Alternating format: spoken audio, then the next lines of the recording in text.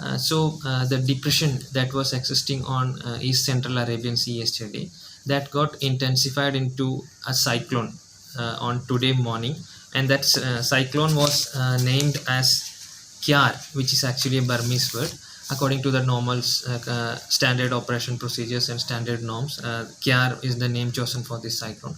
Now, this cyclone, as of now, when we are speaking about the cyclone, this is approximately 250 kilometers away from Panaji, and it is actually in the state of intensifying to its next severe stage, which is called severe cyclone stage. So we are expecting this system to become a severe cyclone in next 12 hours, and then further it will intensify into another severe stage, which is called very severe cyclone. So as a result of this system intensifying, there will be increased wind over Goa for again 24 more hours. So the wind speed over Goa region will be approximately 65 to 75 km per hour, gusting up to even 85 km per hour.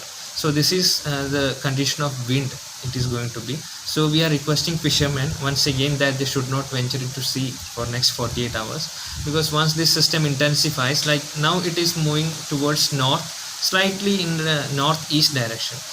Up to today late evening it will move up to this same direction, then it will have a recurve, then it will recurve towards west northwest direction, and finally after 5 days it will have a landfall in Oman region. Please note that this system will not have any landfall in Indian region. It will just pass through the seas and will have a recurve and go to Oman region. So once this system starts its recurvature by late evening today, we can expect a decline or a reduction in rainfall over Goa region. So there is no red